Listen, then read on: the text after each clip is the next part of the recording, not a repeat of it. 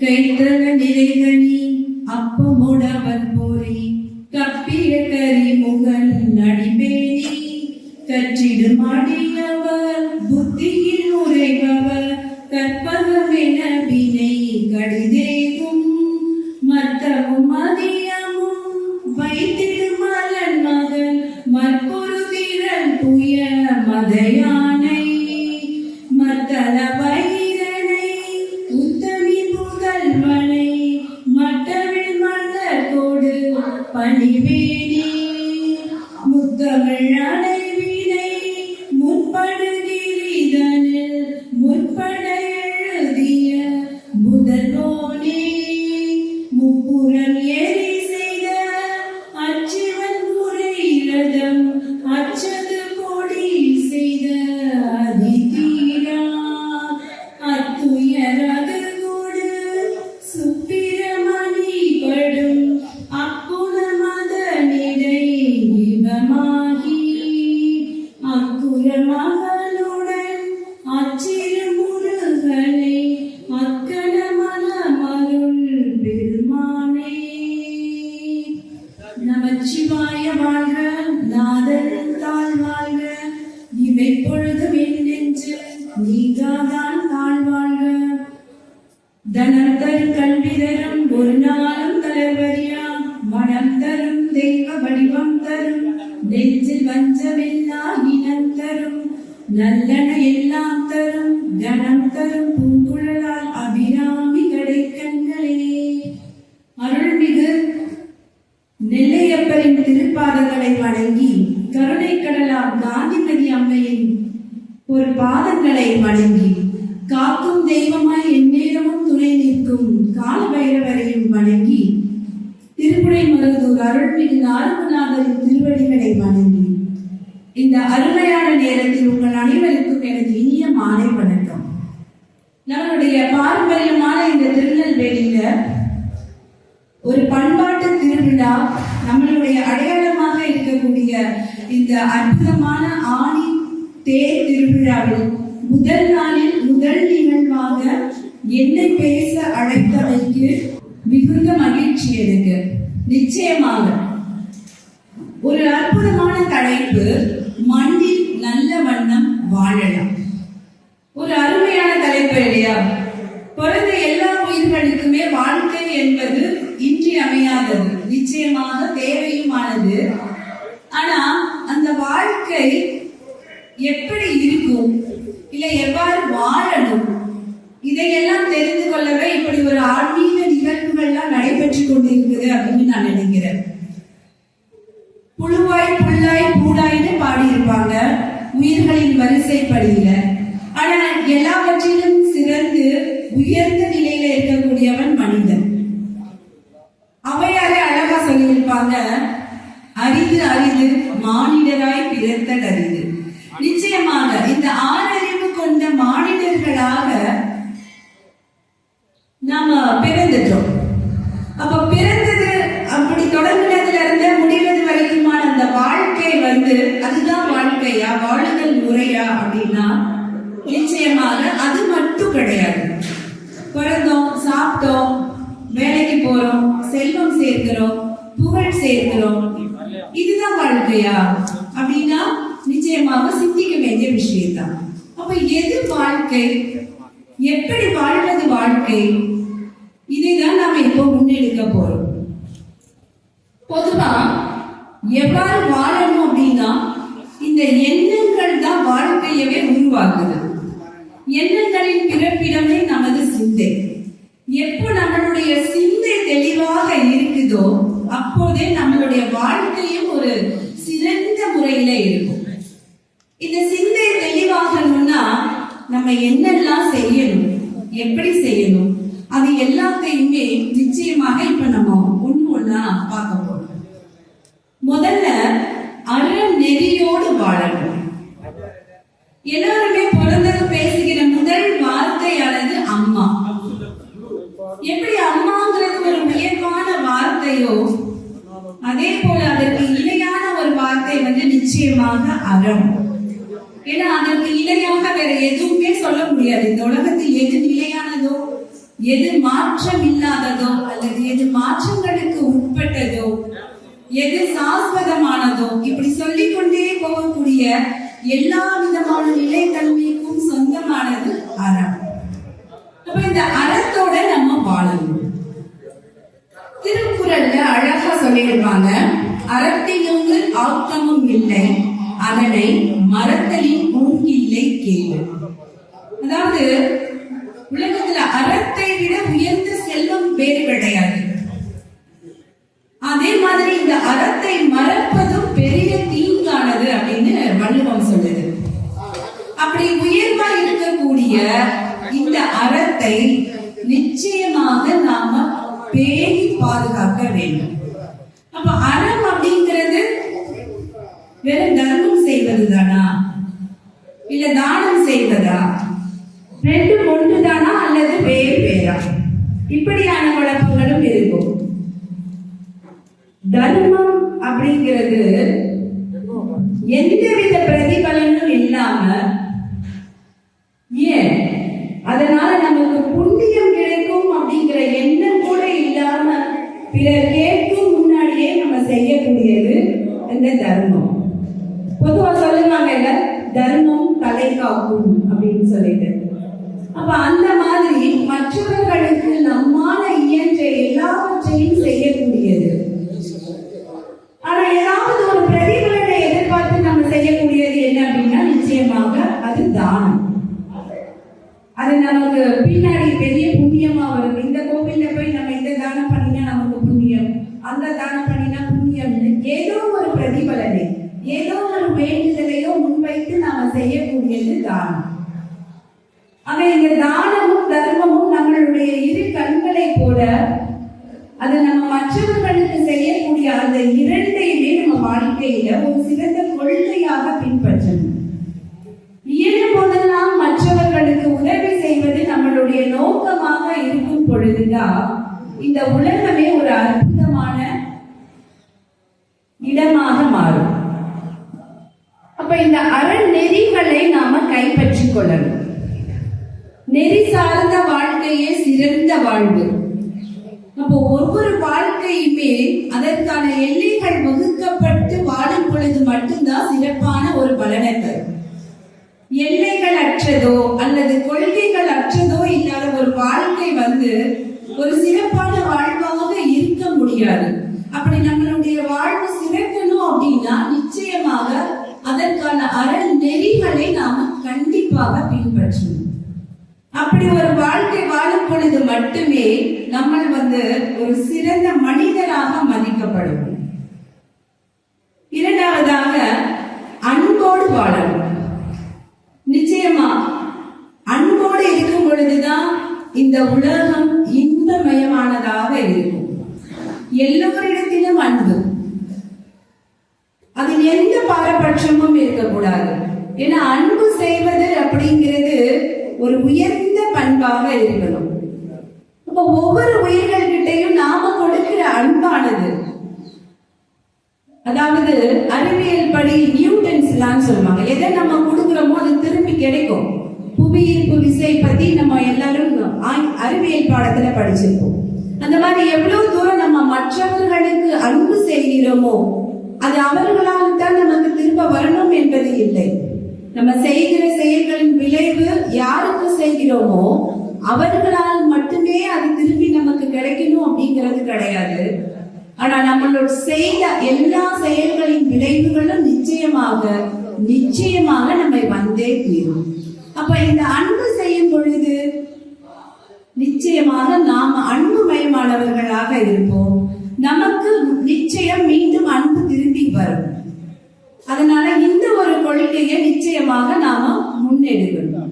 தேவையற்ற விரோதங்களையும் கோபங்களையும் களையும் போதே அந்த அன்பு நிலையானதாக மாறும்.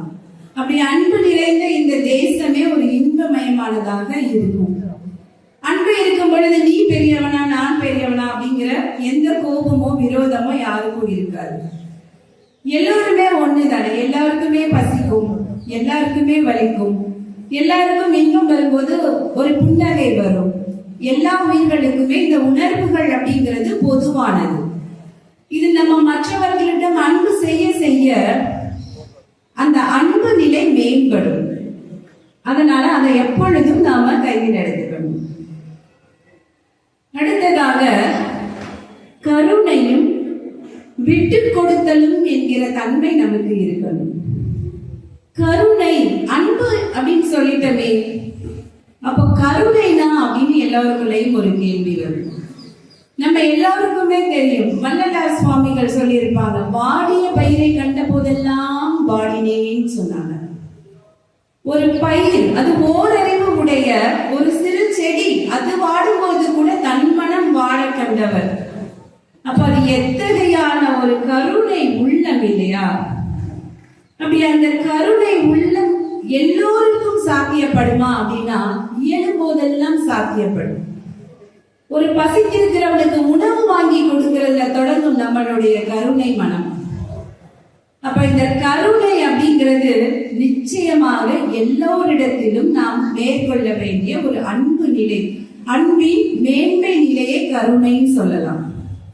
அப்படி அந்த கருணையை நம்ம நிச்சயமாக கையில் எடுக்கணும்.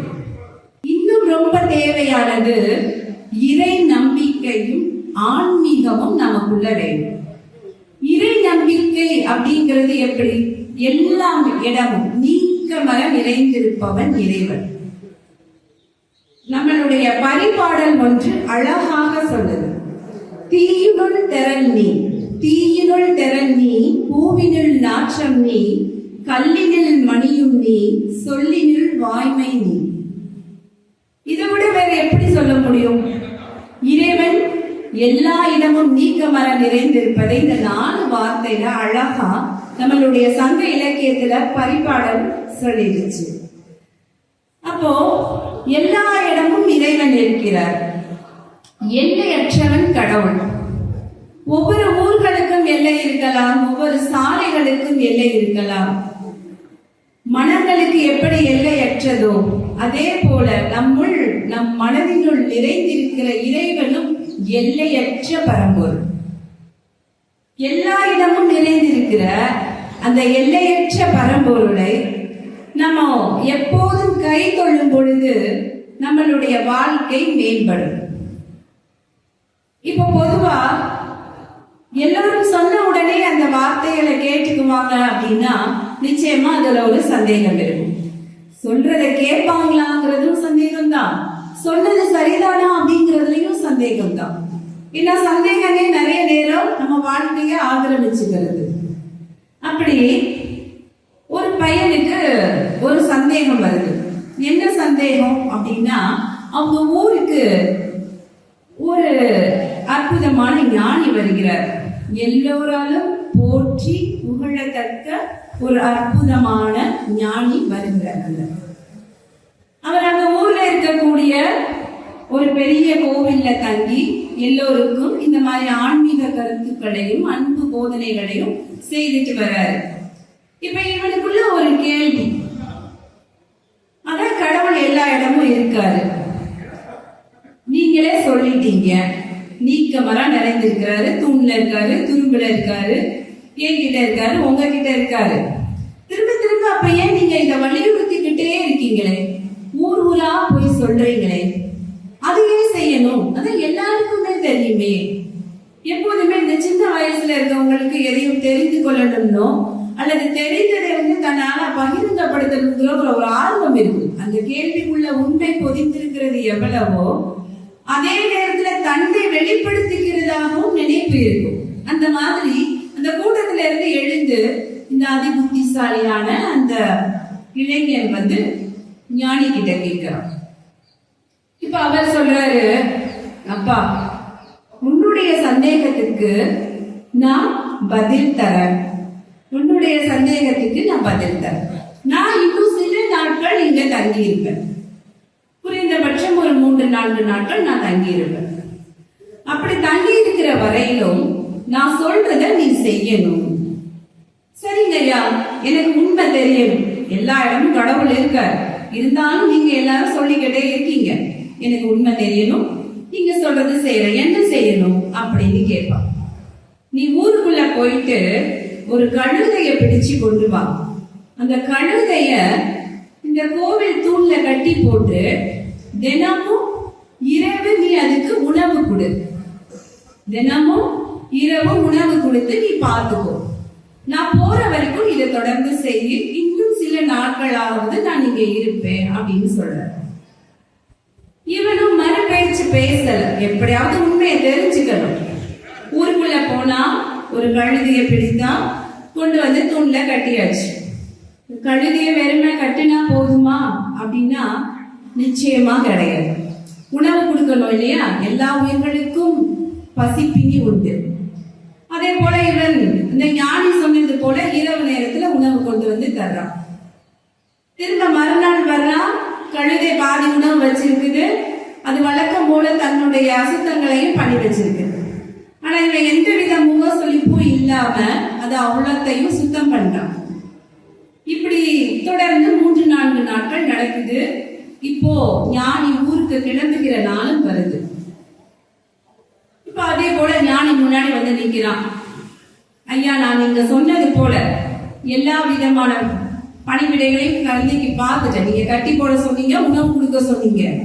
ஆனா நான் உணவு கொடுத்தேன், அதை அசுத்தம் பண்ணிருச்சு, சுத்தம் பண்ணி வைக்கிறேன், எல்லாம் பண்றேன் அப்படின்ற. அப்ப ஞானி கேட்கிறாரு, தம்பி உணவெல்லாம் கொடுத்த சரிதான், ஏன் தினமும் அதை சுத்தம் பண்ற அப்படின்னு கேட்கிறாரு. அப்ப அவன் சொல்றா, என்னையா இது எல்லாம் நீங்க பார்த்துட்டு இப்படி ஒரு கேள்வியை கேட்கலாமா? எவ்வளவு அசுத்தமாயிருச்சு. கோயிலுக்கு எல்லாரும் வர்ற போற இடம் முதல்ல அசுத்தமா இருக்கலாமா? அதனால நான் அசுத்தங்களை எல்லாம் சுத்தம் பண்றேன். சரி, திருப்பி ஏன் பண்ற? திருப்பி திருப்பி அது பண்ணுது அப்படின்னோடனே இவர் அமைதியா சிரிக்கிறார். நீ என்கிட்ட கேட்டல ஒரு கேள்வி, அந்த கேள்விக்கு இதுதான் பதில்.